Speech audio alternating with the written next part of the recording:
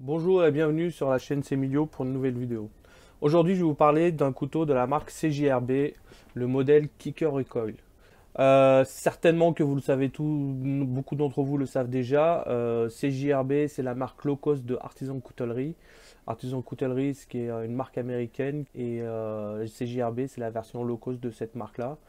C'est comme le fait beaucoup de marques de couteaux, comme WeKnife qui le fait pour CVV, Kaiser qui fait aussi Tangram, et Zéro Tolérance qui le fait avec Kershaw.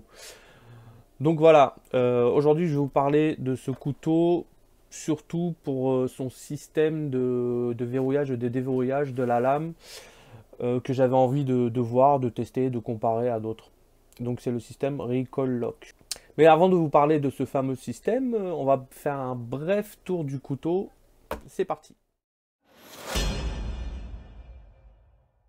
Donc, alors ce couteau-là, je l'ai commandé dès qu'il a été mis en ligne sur la coutellerie Tourangelle. Tout de suite, je l'ai commandé parce que je l'attendais. Je l'avais repéré déjà en janvier au SHOT Show 2020. Je l'avais repéré, il avait été présenté par la marque Artisan Coutellerie. Donc j'avais vu ce système de verrouillage qui me paraissait intéressant, j'avais envie de le tester. Dès qu'il est apparu sur la site la coutellerie Tourangelle, je l'ai commandé directement, il est arrivé, on va le déballer. Comme vous voyez, bon, il arrive dans un carton très simple. Là, on a le Made in China, le modèle J1915-CF et rien d'autre. À l'intérieur, hop, on peut trouver le couteau et rien d'autre. Le couteau est emballé dans un sachet plastique. Et voilà. Donc, comme je vous disais, avant de parler du système de verrouillage, on va faire le tour rapidement du couteau et on passera tout de suite au Recoil Lock. Alors, le couteau, lui, il existe en plusieurs coloris. Donc là, j'ai pris la version carbone, couverture carbone, mais le manche est en G10, c'est juste une couverture carbone. Sinon, il existe en bleu-gris G10, vert G10 et noir G10. Donc tout à fait classique. Alors, le couteau, on a un clip de poche qui est tout à fait classique, rien d'extraordinaire, pas trop rigide, donc assez facile à mettre en poche. Un port profond bon, qui est correct, réversible droitier-gaucher. On peut voir là le pivot qui est pas mal. La lame, un drop point avec une émouture plate aux 3/4. Je vais vous donner les mensurations. Une ouverture flipper. Donc, hop, j'ai raté mon coup. Voilà. Donc, je pense que c'est sur roulement à billes. Les inscriptions sur la lame. Donc, on voit bien le China, le modèle J1915, acier D2 et l'inscription CJRB de l'autre côté. Donc, rien d'extraordinaire. Avec une entretoise qui est assez longue, qui prend sur l'arrière, une bonne prise en main, manche assez grand, donc on l'a bien en main. L'épaisseur de la lame a fait 3,2 mm, la lame elle a fait 8,9 cm, donc c'est un peu stonewash, là vous voyez, donc c'est pas une lame brillante. Donc je disais D2 pour la lame, une dureté de 58 à 60 HRC. Ensuite, on a une dimension ouverte à 20,9 cm, fermée 12 cm, donc c'est une bonne taille quand même. Et le poids 130 grammes, donc c'est pas léger. Bon, vu sa taille, c'est un peu normal qu'il soit aussi lourd. Le pivot est sur roulement à bicéramique. Je sais pas, je viens de l'avoir, donc je ne l'ai pas ouvert pour savoir si c'est vrai ou pas. Ça fera l'objet certainement d'une vidéo, une deuxième vidéo sur ce couteau.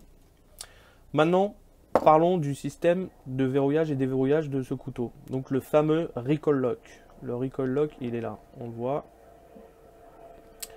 Donc c'est un système qui peut être intéressant. Je suis gaucher, donc ça m'a tout de suite interpellé. Je me suis dit, là, on peut l'avoir des deux côtés de la main et de deux manières différentes.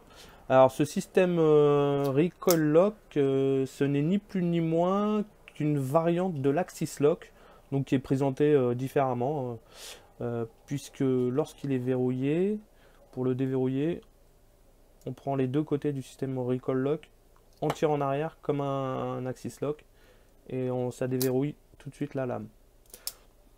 Mais la particularité de ce système, c'est qu'on peut aussi l'utiliser avec l'index en le prenant par le haut. C'est assez bizarre au début, il faut s'y faire. Attendez, je vais reculer la caméra un peu. Donc voilà, le couteau dans son ensemble. On est mieux, on voit mieux. Alors, je ferme, hop, le flipper. Une ouverture assez aisée, une fluidité, il n'y a pas de souci, ça s'ouvre assez facilement. Une prise en main assez correcte, franchement on l'a bien dans la main. On peut placer le pouce là sur l'espèce de système de verrouillage. C'est un peu en retrait, c'est pas terrible. Je l'aurais préféré ici pour avoir une bonne prise en main, mais on peut aussi le poser devant comme ça tient bien aussi. Vous allez me dire, si je le mets là, je risque de fermer le couteau accidentellement. Oui, mais il y a le flipper qui vous empêche de vous couper. Et puis, il y a un autre système, c'est que quand on recule, hop, la lame se bloque. Donc, c'est une petite sécurité en plus. Vous voyez, hop, il y a une résistance. Ensuite, hop, là, le couteau se ferme une fois qu'on a forcé. Donc, l'intérêt de ce système, c'est que c'est une sorte d'Axis Lock amélioré, on va dire, entre guillemets. Hein. Ça plaît ou ça plaît pas, ça c'est autre chose. Donc, on tire en arrière et ça se referme. Et on peut l'utiliser avec un peu d'exercice parce que j'ai un peu de mal à savoir comment tenir le couteau pour pouvoir le faire avec l'index. Donc il faut s'entraîner un petit peu. Mais finalement, quand on s'entraîne bien, ça fonctionne. Donc le couteau a l'air sympa, il a un beau look, j'aime bien le look. Une bonne prise en main. Le pouce, on peut le caler soit là, soit là. La lame est assez grande. La forme de la lame, j'aime bien. Bon, on a le problème du flipper, comme beaucoup de couteaux. Si on doit faire de la découpe, vous voyez, on a juste le ventre du couteau, du tranchant ici, qui est en contact. Tout le reste n'est pas en contact. Mais bon, ça c'est le problème avec tous les couteaux flipper. Donc voilà, je vais pas critiquer cet aspect-là. Qu'est-ce que je voulais dire d'autre? À part ça, eh bien écoutez, on va regarder le tranchant en rapido, parce qu'il est tout neuf. Donc, le tranchant sorti de boîte à tester. Donc, sur toute la longueur du tranchant, on a un tranchant assez correct. Voilà, il n'y a pas de souci, ça coupe bien. Bon, il est tout neuf en même temps. Hein. Voilà. Bon, ça là-dessus, j'ai confiance. Alors, on a un petit trou aussi pour passer la dragonne. Bon, ça c'est pas trop mon truc.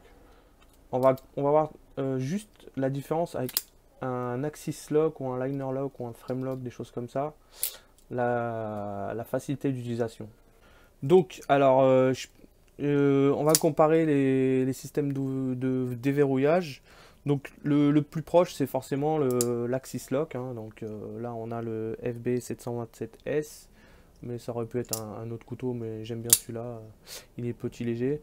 Donc déjà on a à peu près la même façon de procéder pour le déverrouiller, sauf que là on n'a pas de résistance au niveau de la fermeture, ce qui fait qu'il y a une facilité d'ouverture et de fermeture qui est juste voilà, comme bien. Et lorsqu'on débloque, vous voyez, la lame est vraiment libre, il n'y a pas de souci. Alors que là, si on procède de la même façon, hop, il faut vraiment le tenir pour aller jusqu'au bout. Et si je fais ça, vous voyez, ça bloque ici.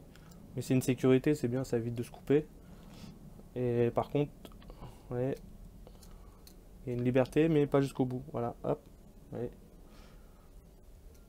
Voilà, c'est libre. Ça coulisse tout seul comme ça. Ah oui, justement, il n'y a pas de jeu, hein. Ne vous inquiétez pas là-dessus.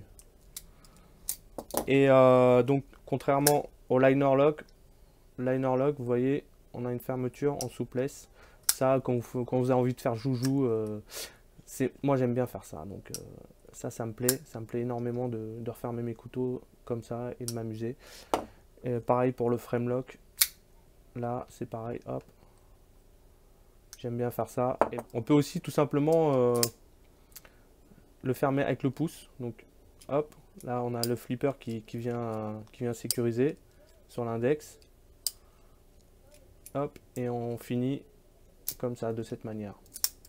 Voilà, voilà. Bah, écoutez, j'ai plus grand chose à dire sur ce couteau, si ce n'est que je vais faire une deuxième vidéo plus tard en le démontant. Je vais le démonter, le nettoyer et regarder aussi un petit peu comment fonctionne le système recoil lock. Comme ça, bah, on verra ensemble si c'est bien ou pas. Bah, écoutez, n'hésitez pas à me laisser des commentaires, à liker si cette vidéo vous a plu. Et je vous dis à bientôt pour une prochaine vidéo. Ciao, ciao.